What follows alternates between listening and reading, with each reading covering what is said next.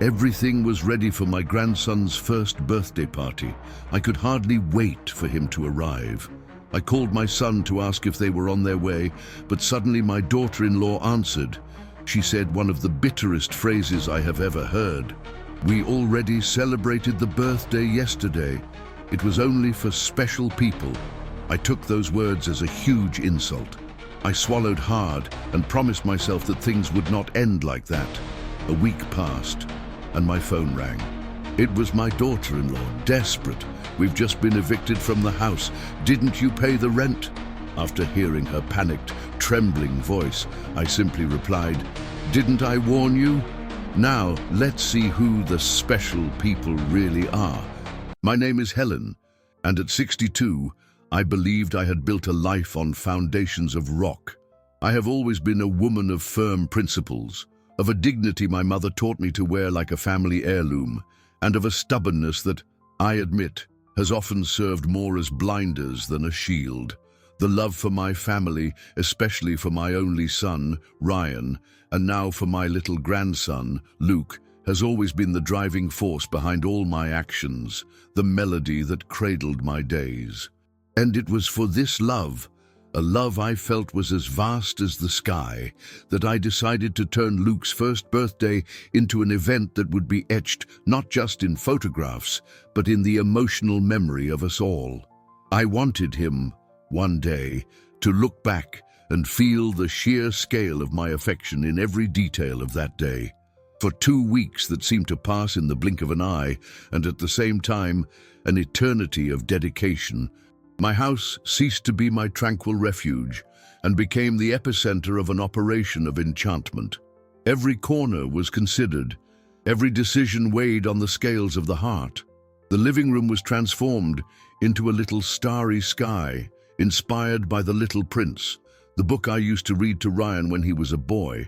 I hired a caterer specializing in children's parties, with star-shaped finger foods and sweets that imitated planets. The cake, a 3-tiered work of art, featured the Little Prince on top, tending to his rose. The decorations, the decorations. I ordered gold and blue balloons from France, which promised not to deflate for days, and I paid a price for them that made my chest tighten for a moment. Almost my entire monthly social security check. But the feeling passed quickly, replaced by the certainty that my grandson's joy was priceless. Each invitation was handwritten in my best cursive, and the party favors. Little felt baobab trees I made during silent late nights waited in a wicker basket, ready to charm the guests. This need of mine, almost a compulsion to prove my worth through grand gestures, through material demonstrations of affection, consumed me without my even realizing it. It was as if I constantly needed to reaffirm my place, my role as the matriarch, the safe harbor. That Sunday afternoon, with the house impeccably arranged, the scent of white lilies mingling with the sweet smell of fine pastries, I felt like the most fulfilled woman in the world. The balloons danced with the gentle breeze coming through the window, and the dessert table looked like the cover of a luxury magazine. With my heart leaping with happiness, I picked up the phone to call my daughter-in-law, Laura. "Hi, sweetie. Everything is ready for tomorrow. What time will you guys be here?" My voice came out choked with emotion, a smile splitting my face. The silence on the other end of the line was the first dissonant note in my symphony of happiness. It lasted only a few seconds, but it felt like an eternity. It was a heavy, dense silence that sent a chill down my spine before any words were spoken. When Laura finally answered, her voice was devoid of any warmth, a casual tone that sounded like the cruelest of slaps. "Oh, Helen, we already celebrated yesterday. It was just for special people." Her words hung in the air, slicing through the festive atmosphere like a blade of ice. Special people. I repeated the phrase in my mind, feeling each syllable pierce my chest. I hung up the phone, my hands trembling in a way they never had before. I looked around at the castle of dreams I had built, and an immense void began to open up inside me. The cake, the balloons, the flowers, everything lost its color, its brilliance, its meaning. If I wasn't special enough for the celebration of my only grandson, what was I then? In that instant, amidst all that splendor that now seemed to mock me, I felt not only my heart breaking, but my very identity crumbling. And the question that echoed in the deafening silence of my house was a single one. Who was Helen, if not the grandmother, the mother, the pillar of that family? The phone slipped from my hand and fell with a dull thud onto the plush living room carpet. The sound, however, barely registered in my mind, muffled by the loud ringing that filled my ears. I stood paralyzed, my gaze lost in the vastness of my living room. The little prince on top of the cake seemed to stare at me with his sugar-painted eyes, a silent judge of my insignificance. The golden stars hanging from the ceiling, which had once seemed so magical, now shone with a cold, mocking light. Every detail, every flower, every ribbon I had arranged with such care turned into a witness to my humiliation. I walked slowly through the house like a ghost in my own home. I touched the smooth surface of a balloon, and it felt cold, lifeless, a reflection of what was happening inside me. The joy that had filled me minutes before had vanished, leaving behind a painful hollowness, a vacuum that threatened to swallow me whole. A cold fury began to rise up my spine, mixed with a searing pain. Special people, the phrase echoed, ricocheting off the walls of my head. And who were they? Laura's friends, her family, and me, I, who changed Ryan's diapers, who spent sleepless nights when he had a fever, who gave up so many of my own dreams so he could achieve his. I, who quietly, every single month, ensured they had a roof over their heads. For almost 2 years, since they got married, I'd been paying the rent on the spacious apartment where they lived. It was my secret, my silent pact of love. They knew, of course, but it was a veiled subject, a family arrangement that, to me, was the most natural expression of care. I wasn't just a grandmother, I was the invisible foundation that supported the comfortable life they led. And apparently, that didn't qualify me for the select group of special people. With a sudden movement, I grabbed the scissors I had used to cut the gift ribbons, and one by one, I began to pop the balloons. The sound of each pop was a small scream of relief for my wounded soul. The smell of latex filled the air.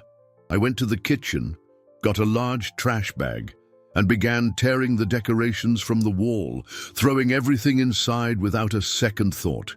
The stars, the planets, the handmade garlands, everything went into the trash. The party was over before it had even begun. My phone rang again, and my sister Lucy's name flashed on the screen. I thought about ignoring it, but I knew she would persist. I answered, trying to make my voice sound normal. Helen. Hey, are you excited for tomorrow? Just wanted to wish you good luck with all the kids. Her voice was pure joy. A hot tear streamed down my face. There's not going to be a party, Lucy. My voice came out faltering, a broken whisper. What do you mean there's no party? Did something happen to Luke? Her tone shifted to immediate concern. No, not with him. The party, it already happened. Yesterday, I managed to say, before a sob escaped me. There was a silence on the other end, followed by a gasp of pure disbelief. They didn't invite you? Helen, tell me this is some kind of sick joke. I told her, between tears, the exact phrase Laura had used. I heard Lucy swear under her breath, her indignation becoming my own. After everything you do for them, especially the big thing they probably think no one else knows about. That's not just ungrateful, Helen. It's cruel. Her words fanned the flames of my anger. It was true. My help wasn't just a gesture, it was a sacrifice, and sacrifices are only made by those who are special. In that moment, a cold, sharp clarity took hold of me. If I wasn't special to them, then my help shouldn't be either. A decision, hard and irrevocable, formed in my mind. The following Monday, I would not be making the rent payment. If I only helped special people, it was time to play by the rules they themselves had created. Sunday night was the longest of my life. The silence of the house, once a pleasant companion, was now oppressive, heavy with unsaid thoughts and bitter feelings. I couldn't eat, couldn't even go near the kitchen, where the three-tiered cake still reigned on the table, a sugar statue mocking my pain. I left it there, like a monument to my rejected love.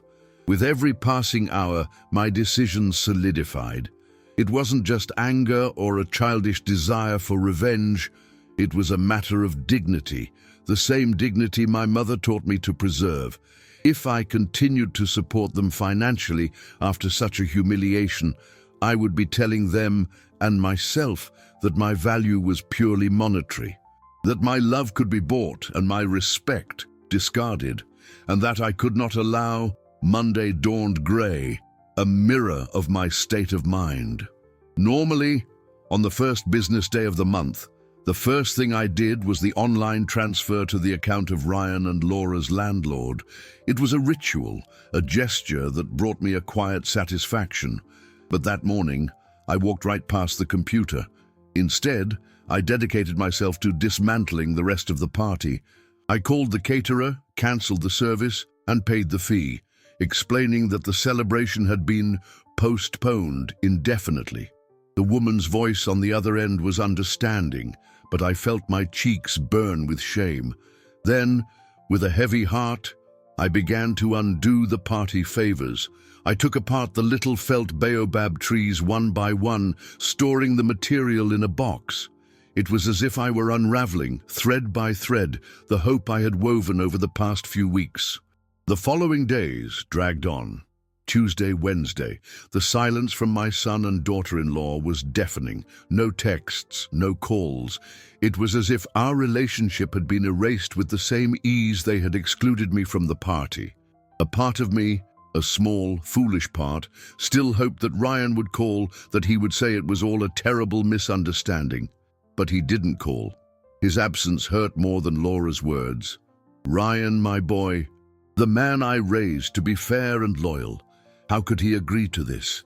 How could he allow his mother to be treated this way? Every hour without news from him was another stab in my already wounded chest. On Thursday afternoon, my phone finally rang. Laura's name flashed on the screen. My heart leaped, a mix of anxiety and bitter triumph. I knew why she was calling. I answered, keeping my voice as calm and neutral as I could manage. Helen? Her voice was different. There was a tone of urgency, of restrained panic. Helen, what happened? The rent wasn't paid. Mr. Henderson just called me, said if we don't pay by tomorrow, he's going to start the eviction process. I took a deep breath, feeling the power of the situation for the first time, the power of no longer being the doormat they walked on. I looked out the window at the light rain that had begun to fall, and I used the same casual, almost dismissive tone she had used with me on Sunday. "Oh, didn't I tell you?" I began, savoring each word, even as a bitter taste filled my mouth. "It's just that I only help special people." The silence on the other end was different from Sunday's. It wasn't contemptuous, but one of absolute shock. I could almost hear the gears turning in her head, processing the information, connecting the dots. For a moment, I felt a pang of guilt. But the image of my grandson celebrating his birthday without the grandmother who loved him more than anything in the world immediately suppressed it. Her response was not long in coming, and it arrived not with an apology, but with an explosion of fury. "How could you do this to us? To your own grandson? You're being vindictive, childish. This is blackmail," she screamed, her voice shrill. "No, sweetie," I replied, the calm in my voice a stark contrast to her desperation. "This is called setting boundaries. You two taught me a very valuable lesson last weekend. I just wasn't special. Now I'm just applying what I learned." I hung up before she could respond. My hands were shaking, but not from pain. They were shaking with adrenaline, with the affirmation of my own strength. I was not a victim. I had the power to choose, and I had chosen myself. Minutes later, the phone rang again. It was Ryan, my heart clenched. The conversation with him would be the hardest of all. Answering Ryan's call was like placing a weight on my shoulders. I knew the conversation would be a minefield, every word a risk of explosion. I braced myself for his disappointment, for his anger, but a stubborn, hopeful part of me still yearned for a shred of understanding. "Mom, what is Laura telling me? What's this about not paying the rent? Have you lost your mind?" He didn't even say hello. His voice was hard, accusatory, the voice of a stranger. "Good afternoon to you too, son," I replied, irony dripping from my voice, a fragile armor against the pain his words caused me. "Don't get sarcastic with me, Mom. This is serious. We're talking about being evicted because of you." He raised his voice. "No, Ryan. We're talking about the consequences of your choices. Or rather, your lack of them," I retorted, the calm I had maintained with Laura beginning to fray. "Where were you when your wife told me I wasn't special enough to come to my own grandson's birthday party? Did you agree with her? Did you think it was fair? Did you think it was right?" There was a pause on the other end, a moment of hesitation that gave me a thread of hope.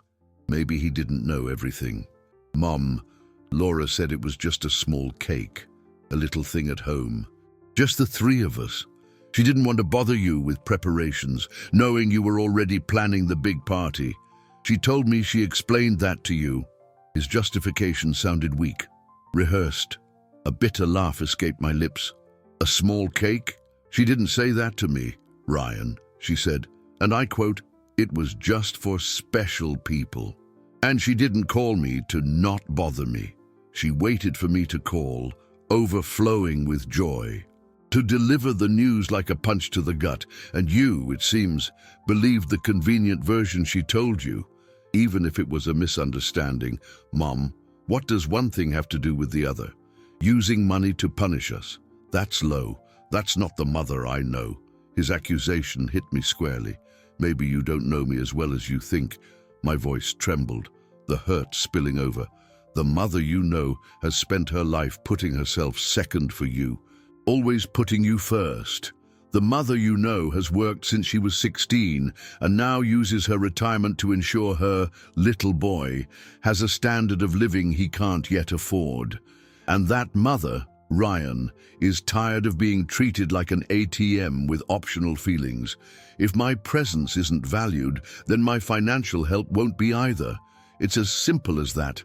This is emotional blackmail. You're manipulating us, he insisted, his voice thick with an indignation that seemed completely misplaced. "No, son, I'm removing myself from a humiliating situation.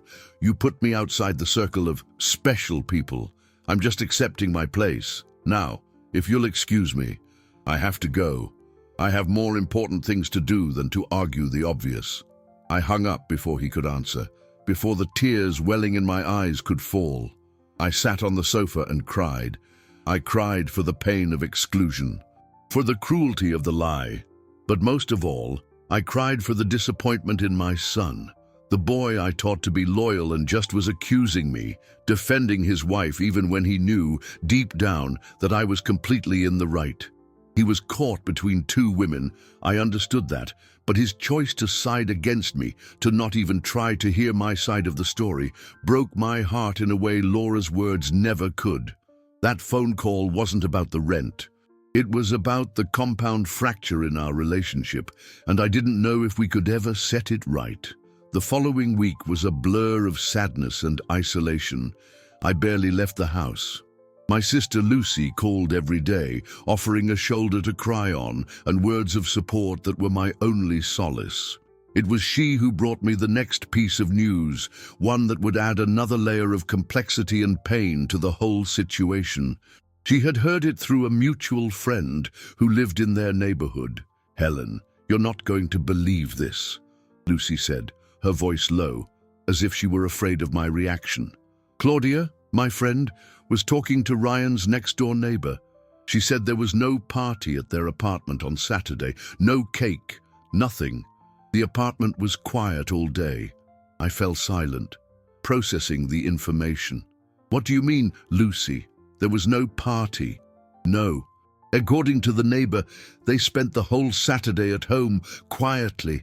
Laura made it all up. Helen, she lied about the party to hurt you on purpose. It wasn't an exclusion. It was a cruel invention. The revelation fell on me like an anvil. The pain transformed into something deeper, darker. It wasn't just ingratitude. It was malice.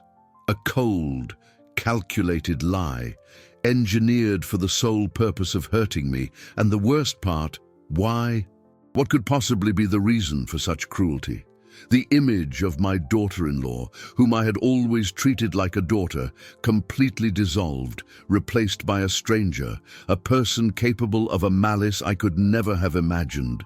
The discovery of Laura's lie left me disoriented. It was like being stabbed in the back and, upon turning to see the attacker, realizing the blow was struck for pure pleasure with no apparent motive. I spent the next few days mulling over that information, trying to find some logic, some reason, however twisted, to justify such an act. Jealousy, envy, a need to push me away to assert her own independence. Each possibility was more painful than the last. The image I had of her, that of a sweet, slightly insecure young woman I had welcomed as a daughter, shattered.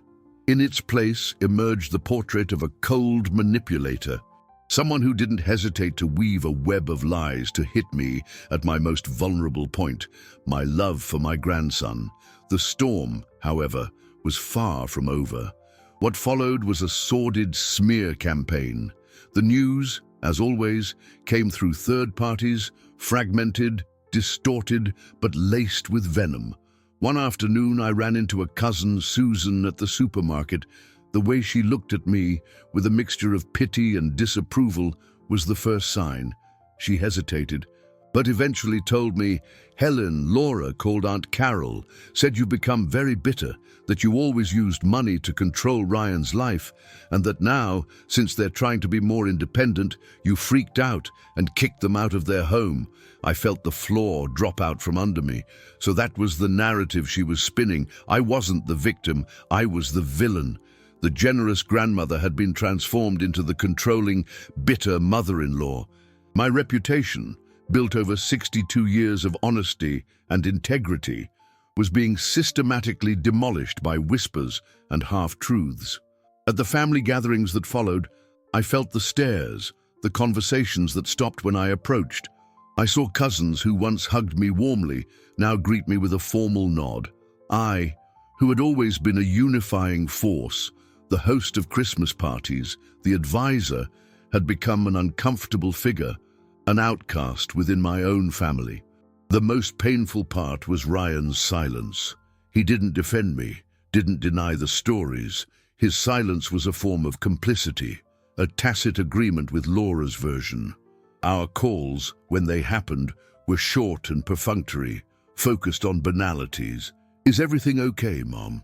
"Yes, son, and you?" "Everything's fine." Neither of us dared to touch the elephant in the room. The distance between us grew each day, a chasm dug by lies, hurt, and omission. The apartment, as expected, was repossessed by the landlord. Lucy told me they had moved to a much smaller place, in a more distant neighborhood, without the same amenities. A part of me, the wounded and vengeful part, felt a dark pang of satisfaction. But that feeling was quickly swallowed by an overwhelming sadness. My grandson was living far away, in worse conditions, because of a fight that was not his fault. His innocence was being dragged through our mud. I started following their lives on social media, a self-imposed torture. I saw the photos Laura posted of Luke, him smiling at the new playground, learning to crawl on the small living room rug, eating his first spoonful of mashed banana. Each photo was a knife twisting in my wound. I should have been there. I should have been the one capturing those moments, applauding each new achievement. The pain of absence was physical, a constant pressure in my chest that left me breathless. I was becoming an Instagram grandmother, a distant spectator in the life of the boy who was my world. The stubbornness that had always characterized me now manifested as a refusal to back down. I had been offended, slandered. The first step toward a reconciliation could not be mine. My pride, wounded and inflamed, wouldn't allow it. And so, the days turned into weeks, and the distance solidified, seeming more and more insurmountable. I was trapped in my own fortress of reason and resentment, and the price of this captivity was loneliness. Time, which they say heals all wounds, in my case seemed only to infect them. Loneliness became my constant companion. The house, once full of plans and laughter, now echoed with the sound of my own footsteps and the ticking of the clock on the wall, marking the hours I spent away from my grandson. The photos on social media became my window into his life, a thick glass window that allowed me to see but not to touch, not to feel, not to participate. I saw Luke's first tooth emerge in a gummy smile, saw a video of him babbling something Laura swore was mama, saw his chubby little hands grabbing onto furniture to try to stand. Each milestone was a celebration I wasn't part of, a small death for my grandmother's heart. The whole situation began to take a physical toll. I lost my appetite, and the nights were filled with a shallow, restless sleep. My sister, Lucy, worried, insisted that I go out, get distracted. "Helen, you have to fight this. You can't let this story consume you," she would say on the phone, her voice full of affection and concern. But I had no energy. Where would I go? Family gatherings had become a minefield of judgmental looks. My friends, even the closest ones, didn't understand the depth of my pain. "Oh, it's just a family squabble. It'll blow over," they'd say, not realizing this wasn't a trivial fight. It was a rupture, a betrayal that had shaken the very foundations of my life. One day, Lucy showed up at my door unannounced. "That's it. You're getting dressed, and we're going for coffee at that new place downtown." I'm not taking no for an answer. Her determination disarmed me. I dressed mechanically, choosing dark clothes that matched my mood. Sitting at a table in the coffee shop, amidst the aroma of warm bread and fresh coffee, Lucy tried to cheer me up with stories from her work, about her kids. I responded with monosyllables, my gaze lost on the street through the window. It was then that she told me the news that would be the final blow to my already battered emotional structure. She spoke carefully, measuring her words. "Helen, I heard something, and I think you need to hear it from me." I felt a chill. "Laura, she's pregnant again." The coffee cup stopped halfway to my mouth. The world around me seemed to slow down. Pregnant, a new grandchild, another piece of my heart that would be born far from me. The news didn't come from Ryan, my son. It didn't come from Laura, my daughter-in-law. It came from my sister, who heard it from a cousin, who heard it from a friend. I was the last to know. The grandmother, the matriarch, the central figure of the family, was now reduced to a recipient of rumors and gossip. The exclusion was complete, final. "They didn't tell me, Lucy." My voice was a whisper, almost inaudible. "I know, sis. I know." She reached across the table and squeezed my hand tightly. Her eyes were misty, reflecting my pain. In that moment, all the anger, all the pride, all the stubbornness dissipated, giving way to a deep and overwhelming desolation. My revenge, my decision to cut off financial help, hadn't brought me peace or dignity. It had only deepened the abyss between us. I felt like a general who had won a battle but lost the war. What was the point of being right if the price was loneliness and the loss of the most precious ties in my life? I went home feeling the weight of another secret that wasn't mine, of another joy from which I'd been intentionally cut off. Realizing that Laura hadn't for a second considered it important to tell me personally that I would have another grandchild was devastating. It was the final proof that, to them, I no longer existed. I was a discarded piece of their family puzzle. I sat in my armchair, the same one where I dreamed of rocking my grandchildren, and looked at the picture frame on the shelf, an old photo of Ryan as a child, smiling in my arms. A silent tear rolled down my face. Who was that woman in the picture? Happy, central, loved? I didn't recognize her anymore. I felt like a stranger in my own story. And for the first time since it all began, I wondered if I had the strength to keep fighting, or if it was time to simply accept defeat. The days following the news of the pregnancy were the darkest. The revelation didn't just sadden me, it paralyzed me. My decision to cut off aid, which once seemed like an act of self-affirmation, now revealed itself in all its harshness. It was a weapon that had wounded everyone, including myself. I found myself trapped in a labyrinth of wounded pride and resentment, and every attempt to find a way out led me back to the center of my own pain. I had built walls so high to protect myself that I had become their prisoner. The image of my son, Ryan, struggling to support his growing family in a smaller, more distant place, haunted me. And the thought of a new grandchild on the way, a baby who might never feel my embrace, was a constant torture. My sister Lucy, noticing my state of deep despondency, became even more present. She no longer tried to drag me out of the house, but came to keep me company, bringing a cake, some magazines, or simply sitting with me in silence in the living room. She was my only link to a world that seemed to have forgotten me. On one particularly grey Saturday afternoon, she arrived with a different expression on her face, a mixture of hesitation and urgency. "Helen, I need to talk to you, and please listen to me with an open heart without letting the anger speak first," she asked, sitting across from me. I braced myself for the worst. Maybe more bad news, more family gossip. I nodded in silence, weariness heavy on my shoulders. "Laura called me," she began, and my body stiffened instantly.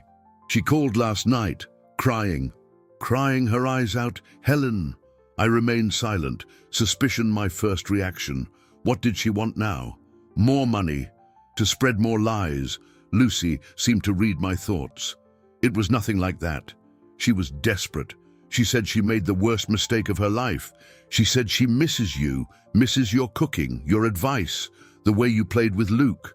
A dry, humorless laugh escaped me. She misses me now, after humiliating me, lying, slandering me to the whole family. It's a little late for that, don't you think? "Wait, Helen, there's more," Lucy insisted, her voice gentle. She told me why she did it. The fake party, the exclusion. It was all her mother's idea. That caught me off guard. Laura's mother, Sonia, was a woman I knew little of. I had always found her a bit distant, reserved, but I never imagined she could be malicious. "Her mother?" I repeated, incredulous. "Yes.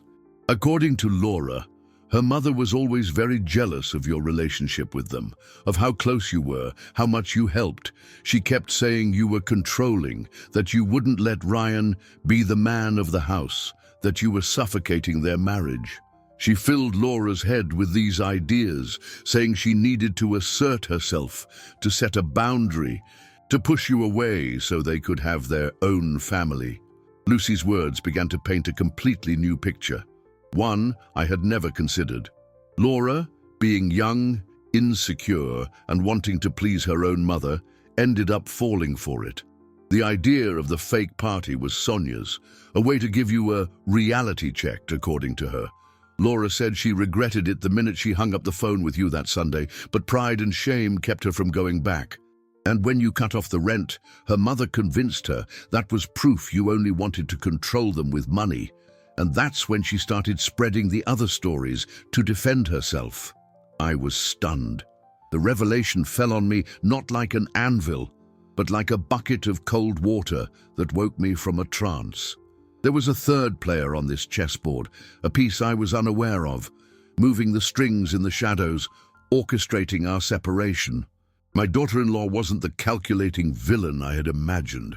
She was a puppet, an impressionable young woman caught between loyalty to her mother and affection for the family she was building. Suddenly, the anger I felt for her dissipated, replaced by a painful understanding. And with that understanding came a crushing weight on my conscience. My revenge, my chain reaction, hadn't hit the true architect of the plan. It had hit my son, my innocent grandson. And Laura herself, who now, pregnant and regretful, was suffering the consequences of a terrible mistake, influenced by someone else. I looked at my hands, which had once trembled with rage and now trembled with regret. What had I done? In the name of my dignity, I had deepened a wound that may not have been opened by malice alone, but by insecurity and manipulation. That moment changed everything. It was no longer about who was right or wrong, but about how to fix the damage that all of us, in one way or another, had caused. Lucy's revelation left me in a state of reflective stupor. I spent the rest of the weekend digesting the information, re-examining every event, every conversation, every feeling under this new light. The anger that had fueled me for weeks had been depleted, leaving a vacuum filled with a complex mixture of compassion and guilt. I now saw Laura not as an adversary, but as a young woman backed into a corner, trying to navigate the conflicting pressures of two matriarchs. Her mother, Sonia, planted the seed of discord, and I, with my impetuous reaction, watered that seed with resentment and retaliation, allowing it to grow into the poisonous tree that separated us. My pride, once a fortress, now seemed like a prison. I had clung so tightly to my pain and my rightness that I was blinded to the possibility of other victims in this story. My son, Ryan, was suffering, torn between his mother and his wife. My grandson, Luke, was being deprived of his grandmother, and Laura, pregnant and clearly remorseful, was paying a heavy price for her weakness and for following malicious advice. And me, I was paying with loneliness, the most expensive currency of all. The weight of my own contribution to this family disaster fell upon my shoulders. My need to prove my worth with grand gestures like the lavish party and the secret rent payments may have indeed projected an image of control, even if my intention was pure love. Perhaps, without realizing it, I hadn't given them the space they needed to feel like an independent family unit. Sonia's criticism, though laced with venom and jealousy, might have contained a grain of truth that I, in my stubbornness, had refused to see. On Monday, I woke up with a clarity I hadn't felt in a long time. It was no longer about waiting for an apology. It was about initiating the healing. The family was sick, and someone needed to administer the first dose of medicine, and that someone had to be me. I was the eldest, the most experienced. It was up to me to have the wisdom to take the first step. But how? Calling Laura after everything that had happened felt forced. Calling Ryan could put him even more on the defensive. I needed a gesture, not words. I spent the whole morning in the kitchen, something I hadn't done with pleasure in weeks. I baked a simple cornbread cake, Ryan's favorite since childhood, and I made a large pot of chicken soup, my homemade remedy for all ills. As I cooked, memories surfaced. I remembered teaching Laura how to make my secret tomato sauce. The afternoon we both laughed in the kitchen while trying and failing to make sourdough bread. There was a time when our relationship was light, companionable. Where had we lost our way? In the afternoon, I packed everything in containers, wrote a simple note, and placed it with the food.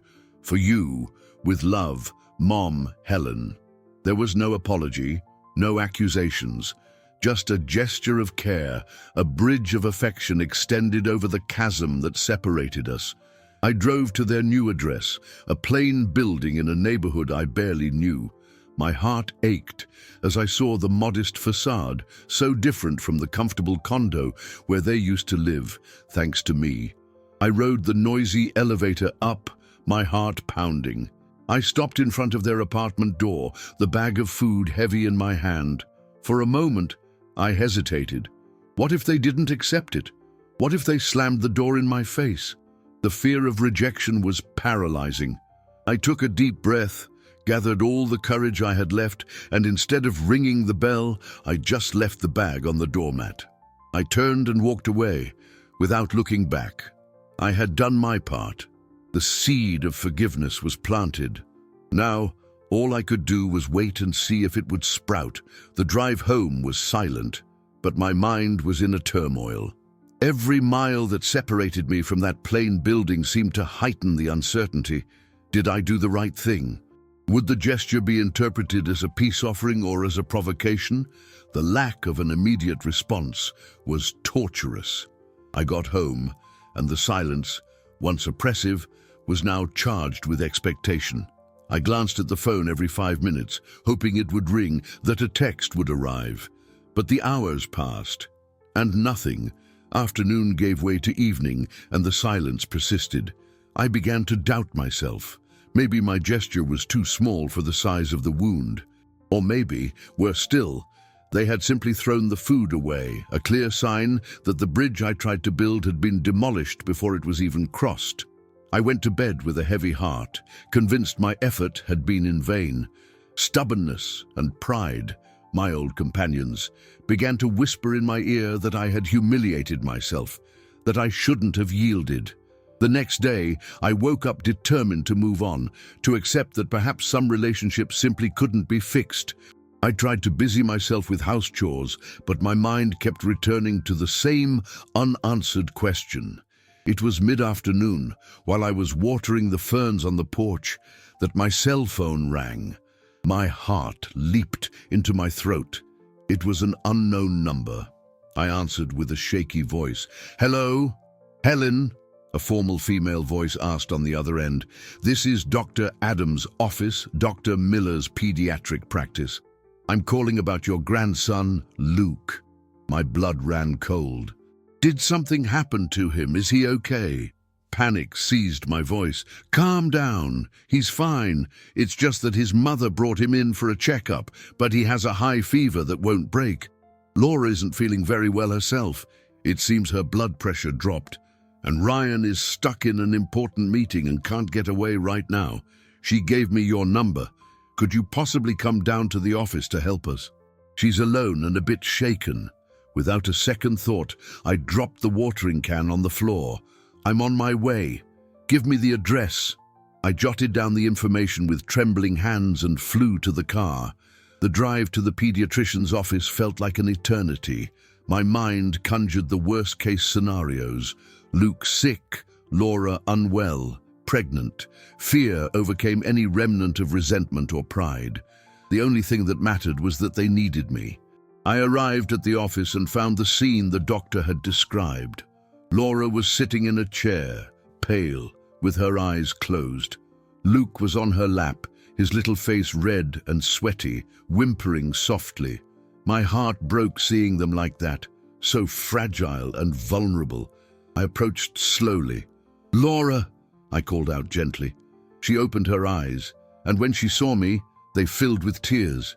They weren't tears of anger or accusation, but of pure, absolute relief. Helen," she whispered, her voice choked. I needed nothing more. I came closer, took my grandson from her lap, and cradled him in my arms. He was hot, feverish, but upon feeling my touch, he seemed to calm down a little. I felt his warm little head rest on my shoulder. That contact, that familiar weight in my arms, felt like a part of me that had been lost, had finally come home. "It's okay, sweetie. I'm here now. Everything's going to be okay," I said, running my free hand through Laura's hair. "What did the doctor say?" "He thinks it's just a virus, but he wants to keep him under observation because of the high fever," she explained, her voice still weak. "Helen, the food, the cake. We ate all of it. It was delicious. Thank you." Her words, spoken in that moment of crisis, carried enormous weight. My gesture had not been in vain. It was the first seed. And now, in that cold doctor's office, amidst the worry and fear, a new seed, that of mutual need, was beginning to sprout. Ryan finally arrived, rushing in, his face creased with worry. He stopped at the door of the waiting room and saw us there, me with Luke in my arms, and Laura leaning back in her chair, visibly calmer. His gaze met mine, and for the first time in weeks, I didn't see anger or accusation. I saw gratitude, and maybe, just maybe, a little shame. The crisis had forced us to lay down our weapons. In that moment, we weren't a mother-in-law, daughter-in-law, and son in conflict. We were just a family, united by concern for its own. We stayed at the clinic for 2 more hours, a time that seemed to stretch and contract. Luke's fever finally began to break with the medication, and color slowly returned to Laura's face after she ate a cracker and drank some water the nurse brought. During this time, a peculiar silence settled between the 3 of us. It wasn't the tense, charged silence of before, but a silence of truce, of observation. Ryan sat next to Laura, holding her hand, but his eyes often shifted to me, to the way I rocked Luke gently. Humming a lullaby I used to sing to him when he was a baby, I focused entirely on my grandson. I wiped his sweaty face with a tissue, checked his temperature with my hand on his forehead, whispered words of comfort in his ear. It was safe territory, a role I knew how to play perfectly, that of a grandmother. And in doing so, I wasn't just caring for Luke, I was showing them, without words, what they had lost, what our family had lost. It wasn't a show of power or an "I told you so," but a genuine manifestation of love, a love that had been suppressed and now found a channel to flow through. When the doctor finally discharged us, assuring us it was just a nasty virus and that we could manage it at home, a new practical question hung in the air. Ryan looked at Laura, then at me, clearly awkward. "Mom, could you give us a ride? I came in a rideshare, in a hurry, and Laura's in no condition to drive." "Of course, son. Let's all go in my car," I replied without hesitation. The drive to their apartment was another test of forced cohabitation. Laura sat in the back with me, to be near Luke, who was sleeping soundly in his car seat. Ryan was in the front, silent. In the rearview mirror, I could see his eyes watching me. What was going through his mind? Regret? Relief? I couldn't tell. He looked younger, more vulnerable, stripped of the armor of anger he had worn during our last call. When we arrived at the building, Ryan turned to me. "Mom, thank you. Really, I don't know what we would have done without you today." It was the first time he had admitted needing me in a long time. It was a small step, but it felt like a giant leap. "I'm your mother, Ryan, and I'm his grandmother. It's my place to be here," I answered, my voice soft. I helped them upstairs with Luke and the bags from the pharmacy. The apartment, though visibly smaller and simpler than the last one, was tidy and clean. There was a clear effort to make this place a home. While Laura settled Luke in his crib, Ryan offered me a glass of water. We stood in the small living room, an awkward silence between us. He was the one who broke it. "Mom, about everything that happened, I need to..." But before he could finish, Laura returned from the bedroom. Her eyes were red, but her face held a new determination. She stood in front of me, took a deep breath, and the words that came out of her mouth were the ones I had waited for, and at the same time feared for weeks. "Helen, we need to talk, and I need you to listen to me. I need to tell you everything, from the beginning, about my mother." The direct mention of her mother, the architect of all the pain, changed the atmosphere in the room. This was no longer about a misunderstanding or a couple's quarrel. It was about something deeper, more complex. Ryan looked at his wife, surprised and perhaps a little frightened by her boldness. I felt a knot in my stomach. We were about to enter the eye of the storm, the center of all the discord. I nodded slowly, indicating I was ready to listen. I sat down on the small sofa, my heart pounding with anticipation of what was to come. The moment of truth had arrived. I sat on the edge of the small sofa, feeling the worn spring beneath the fabric. Ryan stood for a moment, a statue of hesitation, before finally letting himself fall into a nearby chair, his body hunched forward, elbows on his knees. The air in the small living room grew thick, heavy with the words yet to be spoken. Laura remained standing before me, wringing her hands as if to draw strength from them. Her eyes, still damp, met mine with a raw sincerity I hadn't seen in months. It wasn't just the party, Helen, she began, her voice low but steady. And that was just the spark. The truth is, my mother, she never liked how close we were. Each word was a piece of a puzzle I didn't know I was assembling, and the picture it formed was uglier than I had imagined. Ever since we got married, she'd say you treated us like children, that your care, your help, it was a form of control. She called your love a golden cage. She said that as long as we accepted your help, especially with the rent, Ryan would never be the man of the house, and I would never be the mistress of my own home. They were whispers, Helen, little drops of poison she'd put in my ear every day. She paused, swallowing hard. I saw Ryan squeeze his eyes shut, as if the memory of those conversations physically pained him. I'm insecure, I always have been, Laura continued, and for the first time, I saw the scared girl behind the woman who had hurt me. I wanted so badly to be the perfect wife, the perfect mother, and the perfect daughter, and to my mom, being a good daughter meant listening to her, agreeing with her. When I told her, all excited, about the wonderful party you were planning for Luke, she was furious.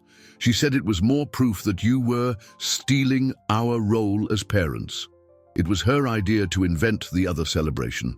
She said it was the only way to show you that we had our own life, our own special people. Tears were now streaming freely down her face. The anger I had felt for her completely dissolved, replaced by an immense, sad compassion. She wasn't the villain. She was a victim, just as much as I was. I felt horrible the moment I hung up the phone, she sobbed. But then you cut off the rent, and my mom used that against you. See, she'd say, her love had a price. When you tried to be independent, she pulled the rug out from under you, and she convinced me to tell the family you were bitter, so no one would take your side. I was weak, Helen. I was cowardly and weak, and I let her poison destroy everything. Ryan lifted his head. His face was a mask of pain and shame, and I was a fool, a blind fool. I should have seen it. I should have defended you, Mom. I'm so sorry. His apology, so sincere and broken, hit me hard. But before I could respond, Laura took a step forward, her face pale with a new layer of dread. But that's not all, Helen. There's one more thing, the worst part. My stomach turned. What else could there be? My mum, to prove we could be independent, that we didn't need your money. She convinced us to make an investment, a once-in-a-lifetime opportunity, she said. A friend of hers. She said the return would be quick and we could buy our own place within a year. A terrible premonition washed over me. I saw the look of pure despair on Ryan's face. We took all the money Ryan's grandfather left for Luke's college fund. Her voice broke into a barely audible whisper. The nest egg we were supposed to protect. We gave it all to this man, and he disappeared. Helen, the money, it's gone. We lost everything. The silence that followed Laura's confession was the deepest and most devastating of all. It was a hollow, airless silence that seemed to suck all the life out of the small room. The sound of my own heart pounding in my ears was the only thing I could hear. I looked at the two faces before me, Laura's, a map of tears and desperation, Ryan's, a mask of shame so profound he couldn't even lift his gaze from the floor. He seemed to have aged 10 years in 10 seconds. The money, my grandson's future, all turned to dust by a cascade of insecurity, manipulation, and painful naivete. A wave of fury threatened to rise, a cold rage at the stupidity, the loss, the betrayal by Sonia. But as I looked at my son, crumpled in his chair like a little boy who had just broken the most expensive vase in the house, the fury dissipated before it could even take shape. It was replaced by an overwhelming wave of protective instinct, the same one I felt when he fell off his bike for the first time or had his first heartbreak. These weren't two adults who had made a catastrophic financial mistake. They were my children. Lost, broken, and terrified, and this was not the moment for blame or lectures. It was the moment for a rescue. I rose from the sofa. The movement seemed to break the spell that held us. I walked the few steps that separated me from Laura, and without a single word, opened my arms and wrapped her in a tight hug. She fell apart against my chest, her sobs shaking both our bodies. I just held her, stroking her hair, letting her cry out all the pain, all the shame, all the fear. "Shh, it's okay. It'll be okay," I whispered into her hair, the same words I had used so many times with Ryan. Then I reached my other hand out to my son. He didn't move. "Ryan, look at me." Slowly, he raised his head. His eyes were filled with a pain that broke my soul. "Come here," I asked, my voice firm but full of unconditional love. He hesitated for a second, and then he stood up and joined our embrace. I pulled him in tight, wrapping both my children in that awkward, desperate hug. I felt the weight of his head on my shoulder, his body trembling with silent sobs. And there, in that small living room, amidst the wreckage of their dreams and my grandson's future, the three of us became one. We were a broken family, yes, but we were together. The lost money hurt, but the pain of seeing them in that state of annihilation was infinitely greater. "Listen to me, you two," I said, still holding them. My voice came out stronger than I expected. "Money, we can work for. We can earn it back. We'll figure it out. A family, you can't just get that back. What we've lost these past few weeks was far more valuable than any amount of money." I pulled back a little, holding each of their faces in my hands, forcing them to look at me. What happened was terrible. The manipulation, the lies, the loss. But it's over.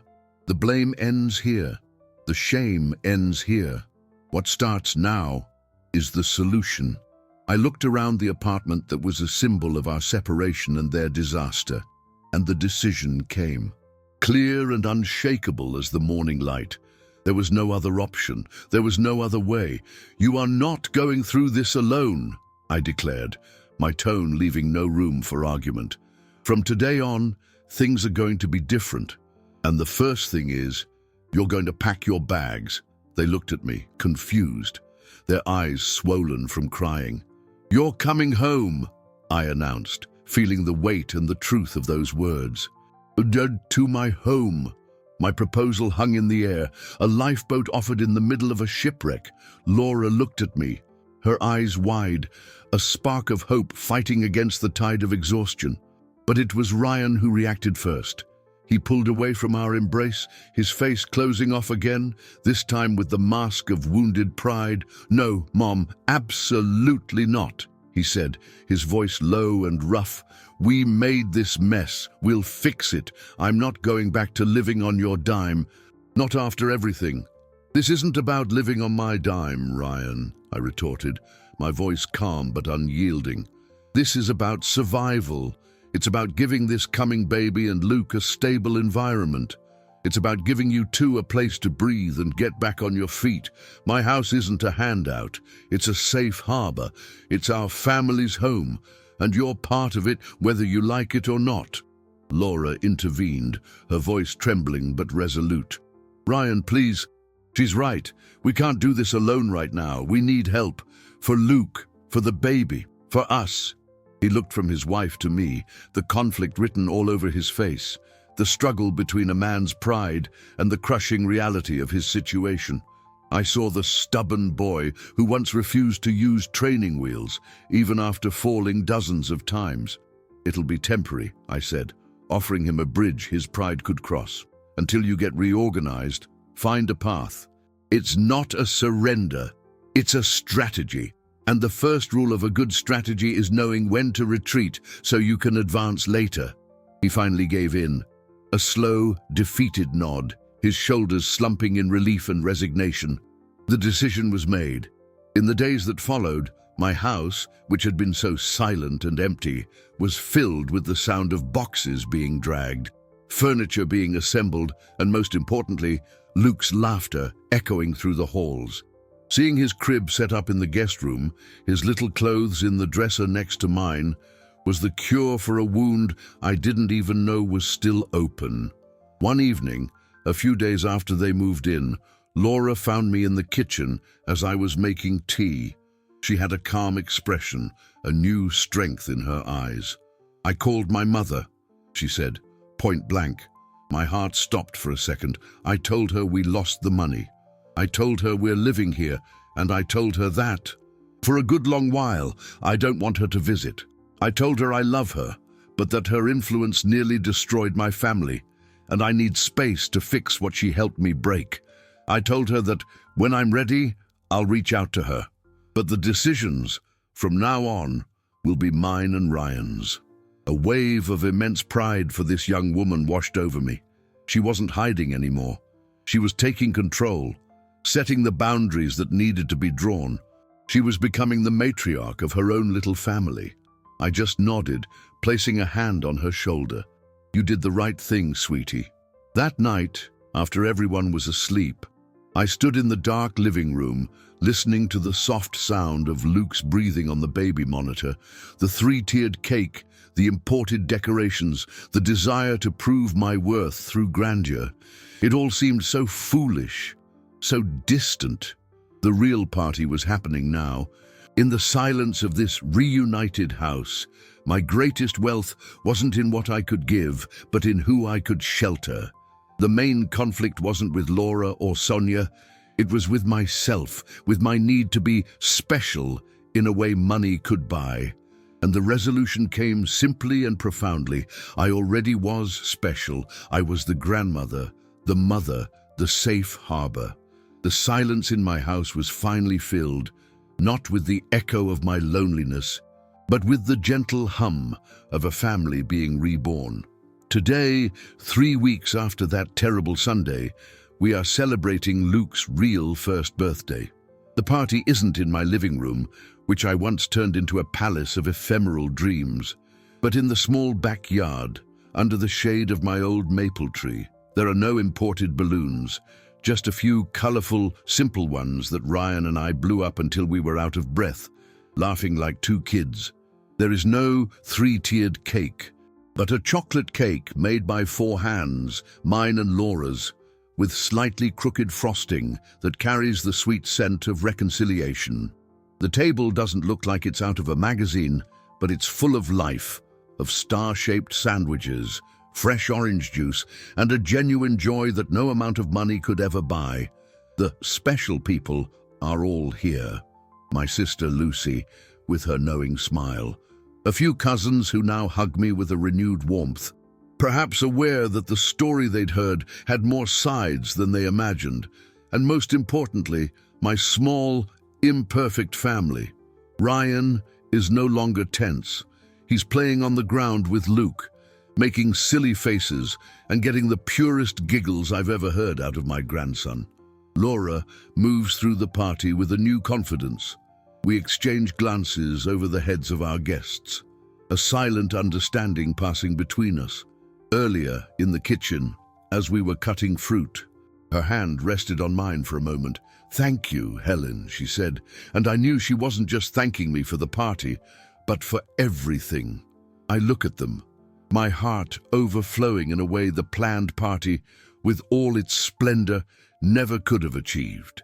I realize now that my fundamental mistake was trying to build a monument to my love, when love, in fact, is built in the small gestures of everyday life.